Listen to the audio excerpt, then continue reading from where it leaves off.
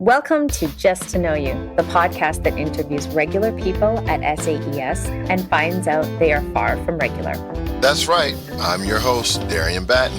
And I'm Angela Kerskaden. Let's get started. All right. Good afternoon, everyone, and welcome to another episode of Just to Know You.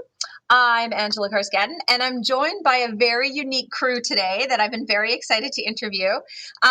Today we have teachers from across the district who are united by their common love for kite surfing. So thank you so much, everybody, for joining. And we're just going to go around, and I'm going to ask if you could introduce yourself. Just tell us your name, where you are from, what school you teach at, what your grade is, and how long you've been at Aramco. So we'll start with the very far south. We'll start with Scott. Hey, I'm Scott Chapman. I teach in Abcake, and I've been here for 10 years, 10 and 50, coming up in August, and I am from California. Awesome. Thank you. Moving to Daran, we have Fanni.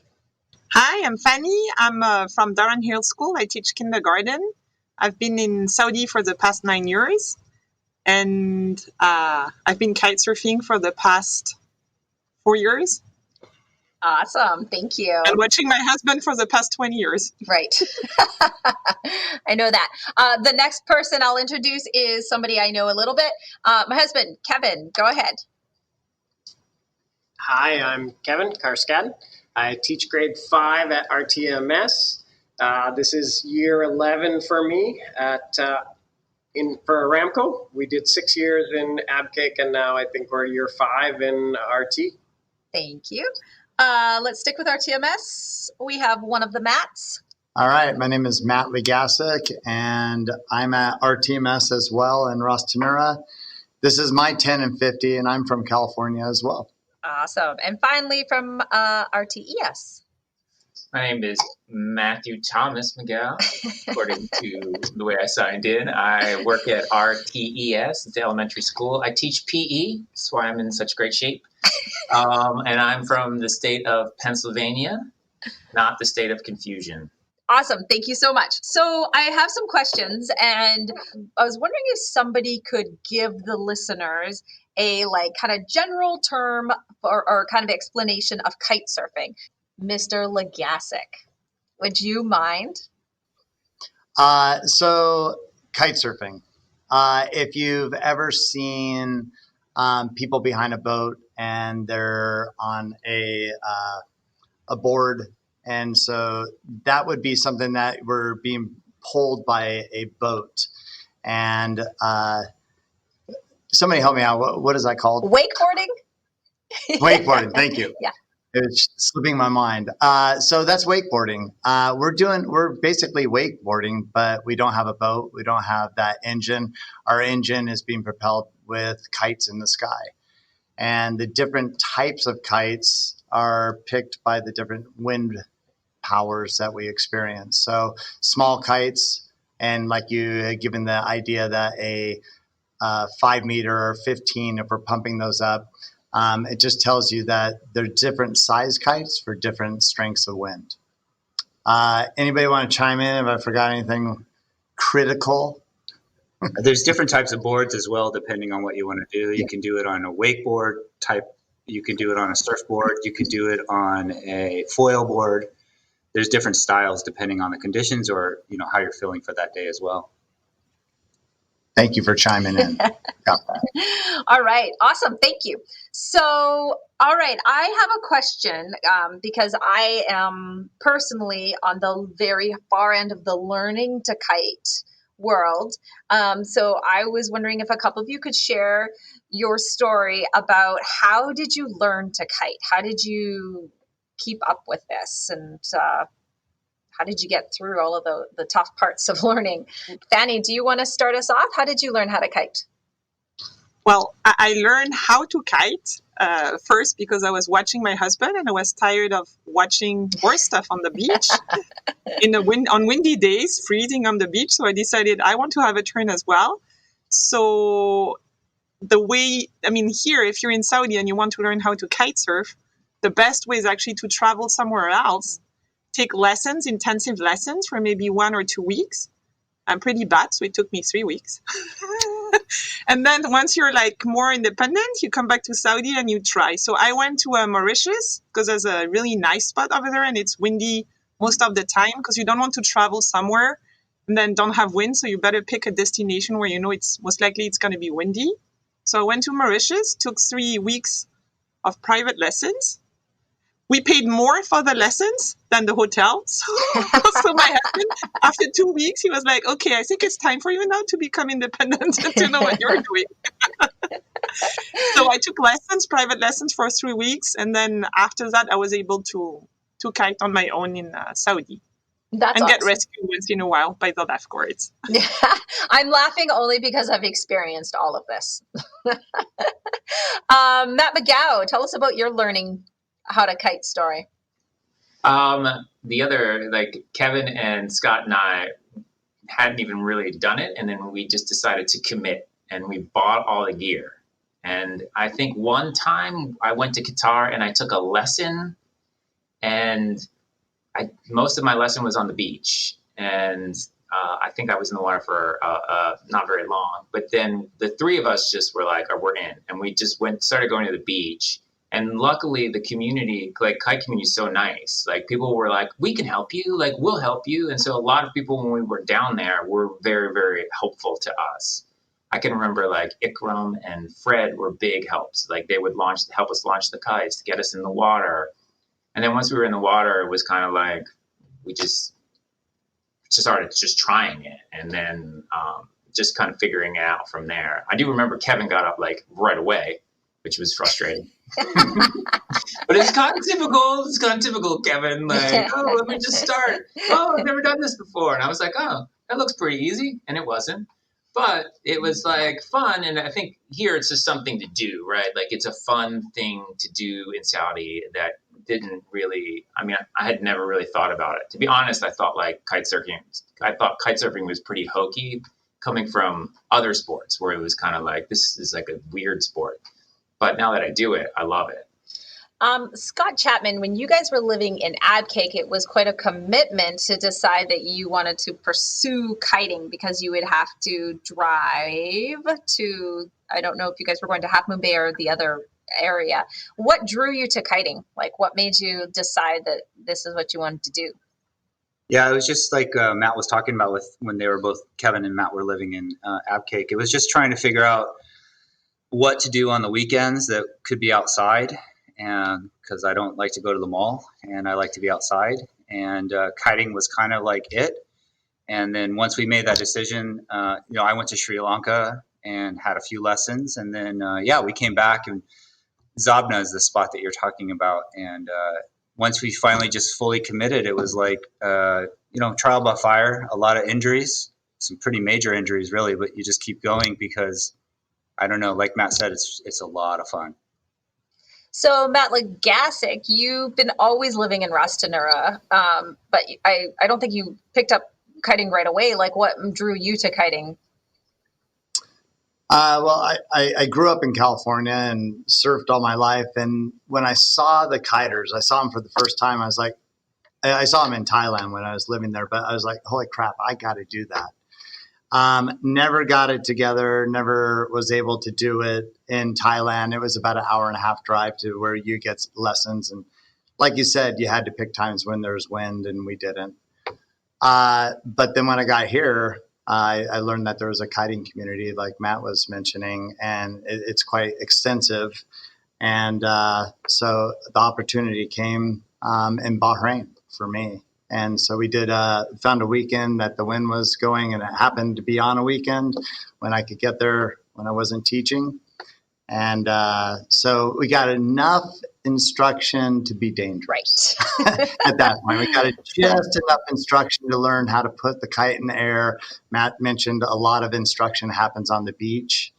But it depends how much you get in the water, but it takes quite a while to become proficient. Now, I know a lot of kiters, and Fanni, you kind of mentioned this before, your holidays have been around places to go kiting.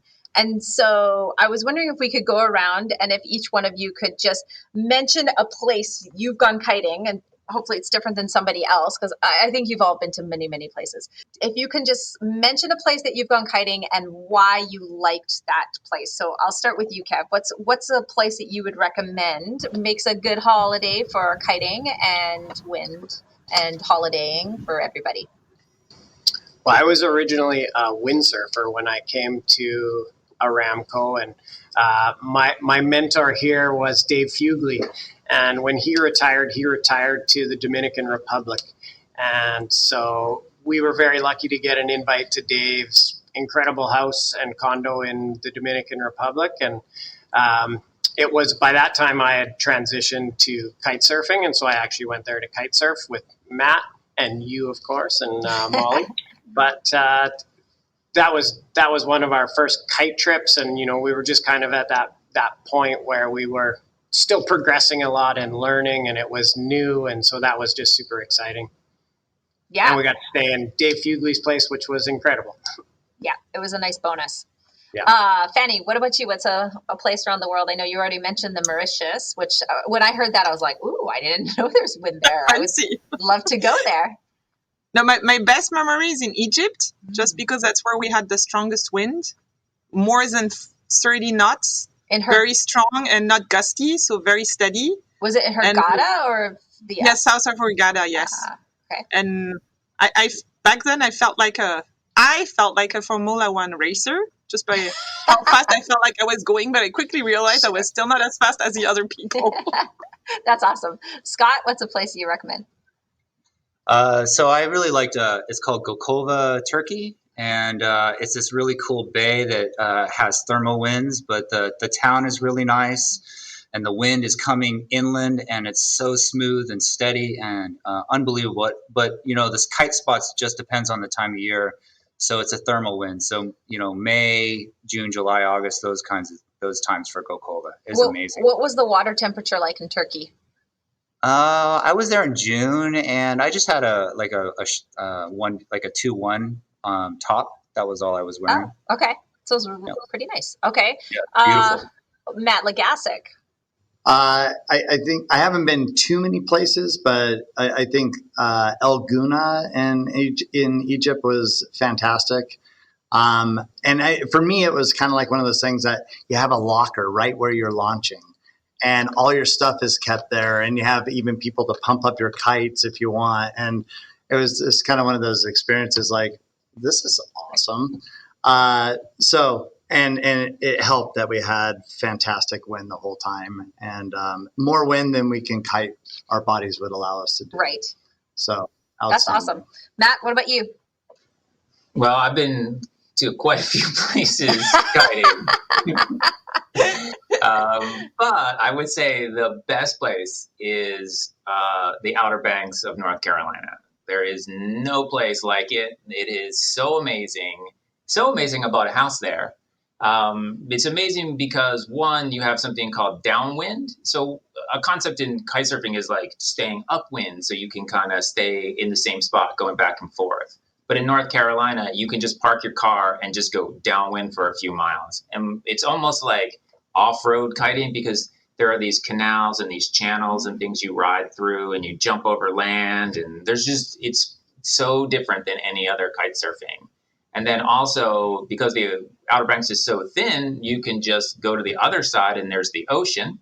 And so there are waves and wind, and then you can surf just on the ocean. And you can do it all in one day. I mean, you can wake up and go downwind on flat water and do jumps, and then you can just walk across, and then you can kite on the ocean side and ride there. I mean, there's just everything you could possibly want, and it's windy year round.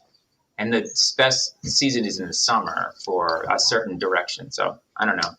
Of all the places I've been, it's honestly my absolute favorite. It sounds like a very good fit for you, and it sounds like a natural playground with all the little things in the water. Summer 2024 for me, Matt. I'll be there. I know it's open for everybody. Matt, do you kite on the waves?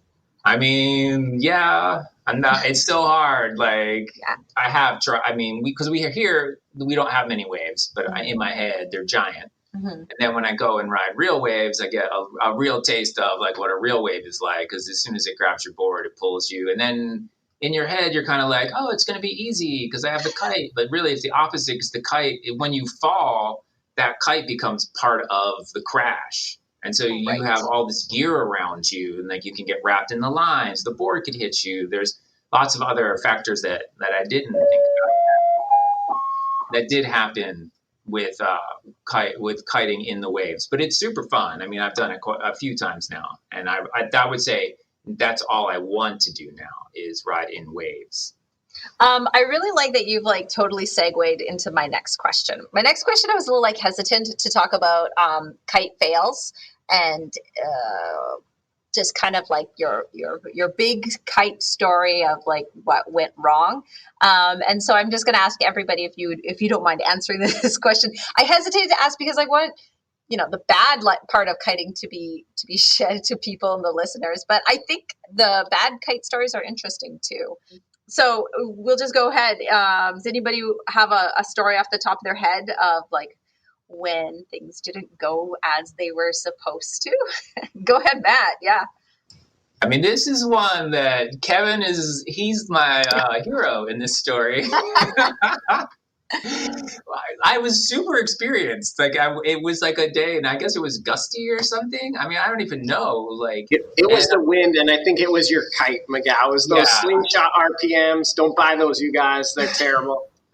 And I was just landing my kite, and I guess a gust hit, and it like knocked me over, and then something happened where I know it happened. The line, the bar twisted, so it made the kite start spinning, but it got hooked. The bar got hooked on my harness, and then it just started pulling me down the beach, and it was just looping down the beach, and I was looping. So it's just like a propeller at that point, and I'm laying on the ground, like just getting pulled down the beach by this propeller, and it's heading to a barbed wire fence.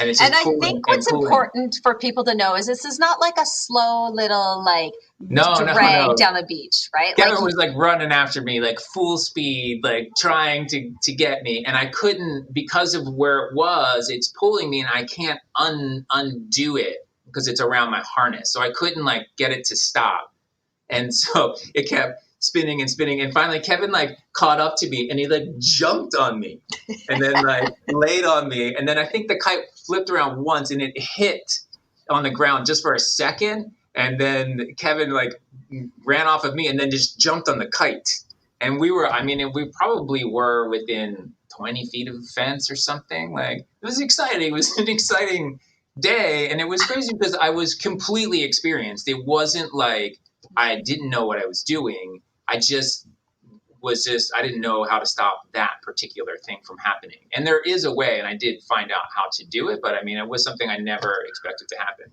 That's probably my most exciting crash. Yeah. There's also a name for that maneuver that was happening to Matt's kite, and it's called the death loop. And it just gets in this spiral loop, and it doesn't stop. But Super fun. It doesn't happen very often. It's a very rare occurrence. I'm glad you're okay. I'm glad my husband was there to jump on you. No, but honestly, my hero. No, right? Yeah, it could have been bad if you hit the fence. Might have been bad. Anyone else? So I have one on December 22nd, and I know it was December 22nd because we had a flight out that night. It was a really windy day, and most people had already left for holidays. And so we don't usually like kiting by ourselves. But on this day, I was out by myself, and it was really windy. And it was, I kited in the morning, and I had lots of fun. So then I went back in the afternoon, and I was kiting. And I was out pretty far, and I landed a jump. And I landed pretty hard, and I could sort of see stars. And I thought I was going to pass out. So I turned my kite to head for shore, thinking like, well, if I pass out, maybe it'll drag me to the beach. But I didn't pass out. I made it to the beach, but I knew that, something was wrong. So I landed my kite, and at that point, there was something wrong with my eye. And I thought maybe I wear contacts, and I thought maybe my contact got shoved into the back of my eye. And so I went up to my mirror and I could see with my other eye that my contact was there, but I couldn't see anything out of that eye. So I drove home and I remember saying like, I can't really see out of my eye. And Andrew's like, well, we need to go to the hospital. And so we went to the hospital and they told me, oh, we got to take you to Daron. And I was like, I'm not going to Daron. We're flying to France tonight. And so we ended up going to France and it ended up being okay. I couldn't see out of that eye for about 7 days. We weren't really sure what was wrong with it. It ended up being a retina contusion. And so there was like basically blood behind my eyeball that I couldn't see out of. But it was a little scary because we didn't really know what was wrong. And I chose to get on a plane and ignore the doctor to go to Daron and had to sign some papers saying I'm going to ignore the doctor's orders. My wife thought it was a great idea. Yeah, but you got to go to France, right? I got to go to France. Okay. I already paid for the trip, guys. There's no way I wasn't going. It was a little bit stressful because then once we got there, because he couldn't see, he couldn't ski because his like depth perception was off. So Kevin laid in a dark room. Yeah, it wasn't perfect. And I'd be like, I'll see you later. It was weird. All right. Who's next? I just want to add something because I think people who are listening to this podcast might want to try kite surfing. This is the kind of story where they go like, oh no, that's not for me. Nothing bad ever happened to me because what people have to know is if something bad happens, most of the time there are 2 ways you can release your kite. So most of the time you're safe because not only there's one way, but there's a second way to release your kite. So you have 2 chances to control the situation. I had to release my kite several times because I just didn't want to figure out what to do. Like I didn't want to sink, so I just say release. And I think because I always released, I've never been in a tricky situation. Now, I'm not jumping. I'm not going as far as the other guy in this podcast. I'm staying in my comfort zone. So also that limits risks for me and I guess for whoever wants to try kite surfing. That is a really good point. Yeah, I would second that. You should definitely try it, but there's a learning curve. So I'll share one. I've had quite a few things. I've had the death loop happen maybe 3 times, but now I know exactly what to do when it happens. So it's not as scary as the first time. Okay, but anyway, Egypt, Dahab, Egypt, and I was in a lagoon. I was still kind of on the learning curve. My kite had hit the water, and so I was launching it out of the water. But instead of sort of letting myself get dragged, I stood up and I launched the kite, but my feet, like there was a gust and my feet dug into the sand. And it turns out in that particular lagoon, they used to farm mussels in that lagoon. So my foot dug into the sand and a mussel sliced my foot. And so I'm standing there. So it was bad. So as soon as that happened, I like released my kite, put it into the, neutral position that Fanni was talking about. But at that point I was like, oh my God, what am I going to do? I don't know what to do here. I'm way out here. And luckily at that time, there were a lot of Russians going to this area. So like this Russian windsurf guy came over. He's like, do you need some help? And I'm like, yes. And then like, was there like blood everywhere? Yeah, it was like Game of Thrones, like squirt. Gross. Yeah. Long story short, there were some complications getting me out of there. They got me to the shore. They tried to stop the bleeding. They threw me in the back of a truck. They took me to a closet clinic. And then, I ended up with 5 really painful stitches that when Kevin saw the wound, he's like, if you were in Korea, it would have been like 25 stitches. But right. That's probably like the worst one that I've ever had. That was pretty bad. So your holiday was over at that point? Yeah, that was bad. Yeah. I'm sorry. Mr. Legasic, what about you? Well, I was appreciating what Fanni was saying about just you have these safety mechanisms and they're there for you to control your kite and do those things. But there's always operator error. And I have my own 3 strikes. If I make 3 kind of bonehead moves, before I even get in the water, I sit it out. And I used to do this like for years.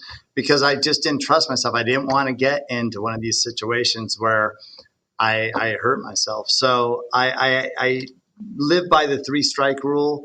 And even to this day, I don't make as many mistakes as I used to. Humbling moments. One that forever sticks with me is like the first weekend I was talking about in Bahrain when I was learning. I kind of felt like I was in a cartoon because the guy said, "Hey, who wants to give this a try? Who wants to fly it for the first time?" I was like, "I do. Of course I do. I think I got this down." And so I put the kite in the air and I turned to a friend to say, "Hey, this isn't so bad." And of course I pulled the kite, got it into a loop, and I felt kind of like a cartoon where one of the characters ties an anchor line and throws the anchor overboard, ties it to your leg. And they're all looking at this kite getting energy, and I just get flung off the beach, probably 20, 25 feet into the water from the beach, and everybody is just floored, including myself. I'm totally stunned, have no idea how to stop the kite. I forget the name of the spot, but it's one direction. You don't make it back. You have to know how to come back. And, but again, humbling moments. And that's this sport is littered with humbling moments. And, it just happens almost every session. There's something that's going on and you have to control it. And you get better at it, though. You definitely get better at it. Yeah. And you guys have been kiting for quite a few years now. And, you live to tell the story. So it's not that dangerous. I just thought that I'd ask that questions because they're kind of interesting stories. I wanted to ask you guys about kiting in Saudi. Saudi isn't, usually on people's bucket lists of places to kite. And I was wondering if a couple of you want to say, what is it you like about kiting here in Saudi Arabia? You can do it year round, even when it gets hot. I mean, because we leave in the summer, but you even when COVID was happening and they let us back onto the water, we were out there as soon as it was happening in August. It can happen. I think one of the nice things about kiting is you don't need a ton of wind to kite. As a windsurfer, we always wanted lots and lots of wind. And that was one of the problems when I moved here. And one of the reasons why I started kiting, because kiting is a ton of fun, even in light wind. And windsurfing really doesn't get fun until 20 knots. And we just don't get those conditions enough. But the great thing about Saudi, we've got these, RT has beautiful beaches, Half Moon, and we often get 15-knot winds very frequently. And so there's lots of days that you can be out on the water, and the water is usually warm most of the year, and the winds are warm. So it's wonderful for kiting here. There isn't a lot of crowds. We went on a trip to Tarifa in Spain, and there's hundreds of kiters in the DR in the Dominican Republic. Again, you've got hundreds of kiters around you, and that just adds another element of just trickiness that we don't have to deal with here because we don't have any crowds to compete with, and so that's super nice. Because Kev, typically when you guys go to the beach, how many kiters are there? Usually, because we're on an Aramco camp, there's only Aramcons, and there's 5-6 kiters here. When we would go to Half Moon Bay, or what do you call it now, Zabna? Maybe 20 kiters? That's about what there used to be, maybe on a really busy day. But compared to most places, those are really small numbers. Yes, I second that because I started here.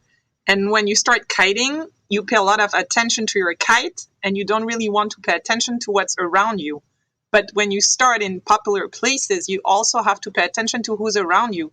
Here in Saudi, in most, whether it's Zabna or Half Moon Beach, the Aramco Beach, there's barely anyone near you. So you don't have to focus on other people. You can just focus on what you're doing. And this is very convenient.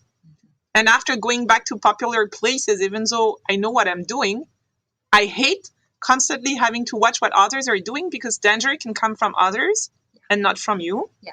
So that's, I think, one thing that is really nice here for people who want to learn is it's not crowded.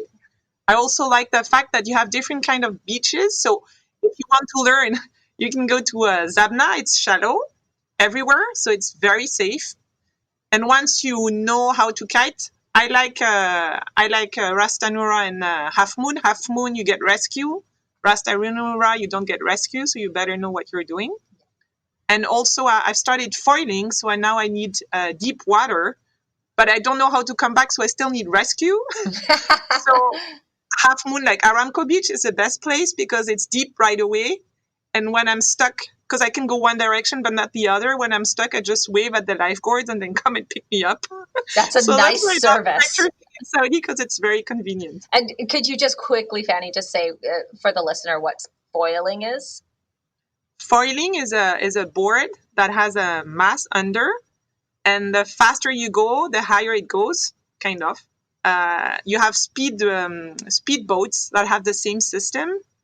So they go up above the water. You have the same thing with kite foiling. And the nice thing about kite foiling is you can go when there's barely wind. We don't need much wind to kite foil.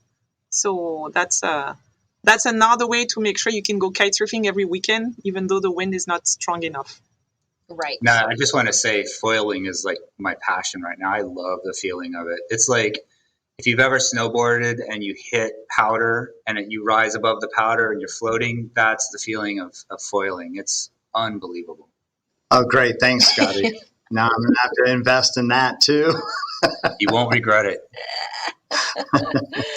I was wondering about like next steps for you guys for kiters. Like this will be my last question. We're gonna wrap it up here. But what are your kite goals? If we can just go around, like what's the next thing that you're either working on with kiting or not working on anymore? Maybe because you're at a stage where you're not going to be doing that anymore. I don't know. Just saying, Kevin. Just what's next steps for kiters? I'll go ahead, wife, since you implied. As my wife implied, I've hurt my body a little bit doing certain things. So I used to love just riding the twin tip, sort of like the wakeboard style kiting and jumping, and all I wanted to do was sort of jump as high as I could. And after a few injuries and some body pains, I've sort of moved away from that, and now I'm spending lots of time riding a surfboard, which I'm really enjoying. It's just different, something new. But I also have a foil board, and I love doing that when the wind's light. Just for reference, can you tell people what do professionals jump? Like how high could a person potentially jump on a kiteboard? So the professionals they're jumping in the plus 30 meter range these days. I think the record's in the 34, 35 meters. So it's ridiculous, over 100 feet. Yeah. We're not jumping that high. No. But high enough to hurt the body a little bit still. No, I think personally though, I love riding the surfboard, and there's less impact than the twin tip, but it's still a little bit choppy. And when I ride my foil, I'm like, oh, this is what I'll do when I'm old, like 70. I'll still be cruising around on my foil board, because apparently I'm already old, guys. But yeah, I love the foil board, and I think it just has a ton of longevity to it. Like Scott said, it takes away all the friction from the surface of the water, and it's a wing that floats underneath the water or goes through the water, and it's just, it's tons of fun. And, it's not something you get tired of. No one gets tired of making turns in powder. I feel like it's going to be the same thing with foiling. I just don't think you would get tired of it. Fanny, what's the next steps for you? What are you working on with kiting? Foiling. I watched Scott. I watch my husband, and I know, don't look at him because you will never able to do what he does. I watch Scott. I say, if Scott does it, maybe I can do it. No, I'm kidding. But I have to say that I followed Scott's advice more than my husband's advice, and they helped a lot. Like, I was surprised I could foil faster than what I thought. Also, I can just go one way, still not the other way. So yes, getting better at foiling, and especially being able to come back without calling the lifeguards all the time. That would be a big step for me. And I don't know if I'll be able to do it once, but I would like to learn how to kite surf with a surfboard in waves. Whoa, very cool. That's awesome. Matt McGow. I think one of the things I love about kiting is you don't actually need to have like a goal, right? You can just go out there and you just a year ago I wouldn't have said like, oh, I want to be good at surfing or whatever on the surfboard. I kind of wasn't into it. Now it's like what I do. And so sometimes you go out and you're like, I'm going to work on jumps. And then if the wind isn't right, and you're like, well, I'll do this other thing instead. So I think what's interesting about sports like a kite surfing style sport is it's endless. It's just, you can do whatever, and there's no rules. You're not heading anywhere. You're not doing like anything specific. You just make it up. And then you have the ability to take the wind, the board, the water, and like think your own way. And then you get to create whatever it is. And so I think that's kind of the way I look at it. And I'm like, oh, I don't know what I'm going to do. You know, like and you have to keep an open mind. I'm willing to do anything at this point. Right. I mean, I'd love to learn how to foil. Like surfing in the waves is super fun, but I would never like not jump or you know what I mean? Sometimes, and going downwind is super fun. I think your future holds a lot more kiting. I think it does. With it does hold a lot more Matt's taking the 50-year-old gap year, and I think he's going to have that's a whole some other podcast, 50-year-old gap year. I mean, we could just meet up and just rebrand your podcast and be like, the 50-year-old gap year. Let's check in. It's an amazing concept. I love it. Scott, what about you? Well, I think I have to up my game according to Fanni. So no. No, anybody that's met her husband knows exactly what she's talking about. So I actually second what Matt's saying. It just depends on the conditions, whatever's available, depending on the wind and the conditions. I just have been in foiling because the Coast Guard has been a little bit iffy with Half Moon Beach, and often they close it when it starts to get good. So foiling is pretty much what's only been available. Yeah, so that's what it is. I, too, have a gap year coming up, or gap years coming up, so we'll see what the future holds, too. Woo-woo. It's very exciting. Matt Legasic. I just love getting on the water. I tend to be the guy that's mowing the lawn out there. And as of recently, I bought a surfboard. Super, super fun. I want to continue that. Matt keeps talking about and promoting the Planet of the Apes, which is a downwinder at his house. That's one of the goals, would be to get there and experience that with those guys. Really, I just want to be out on the water as much as my body will allow it. I'm the old guy here. I think I'm the oldest one, and I want to do this past 60 when I get out of here. So you're for sure the oldest by a lot. So I just want to make sure that I'm able to get on the water and have that feeling out there, because I love it. You know what I love about kiting is that it kind of brings people together, and I think it's really cool because it takes a lot of, I know from experience, extra effort, because I am not currently a kiter, but I've tried many times. It's super hard to do, and Matt. I think that's one of the coolest things, like what you're saying. Like, so a sport I came from is surfing, and when you surf, like nobody helps you. Like nobody would help you surfing, and no one would tell you a spot to go to. Like they would just love to watch you fail. And that's just the culture of surfing. Like surfing is not, but kiting is so inclusive. Like you go to the beach, someone's like, what kind of kite do you have?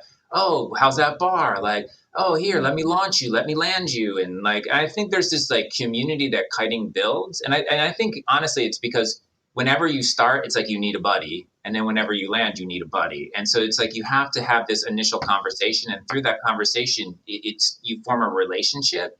And then like kiters are just so nice.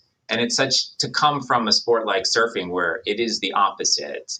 Not to say that I don't love surfing. I love surfing. But kiting is so much more welcoming. And it's everywhere I've ever been. It's the same. Like people are just like happy that you're kiting, and they're willing to share with you. And they'll tell you everything they know about kiting if you like let them. So it's a really cool sport for that. Yeah, I love that. I agree. Kev. I just wanted to ask about your kite experiences and if you've ever done kite lessons. Oh, I alluded to it a little bit. I've only done it a little bit, but enough to also I could have contributed to the stories. Like Matt McGow was there when my kite lines were wrapped around an innocent fisherman's boat that he was. We have the picture, the before picture where you're just like right in it.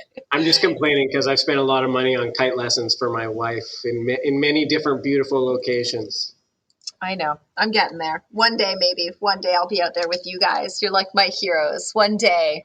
Thank you so much for your time and for sharing your passion and with the rest of the SAES community. I think it's been fun just to know you, just to get to know this. So thank you. Thank you very much. This was awesome.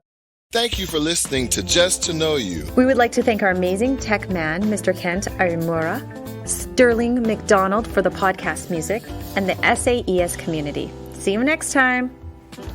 If you know anyone who you think has a great story to tell, we would love to hear about it. Please send an email to either Angela, Darian, or Kent.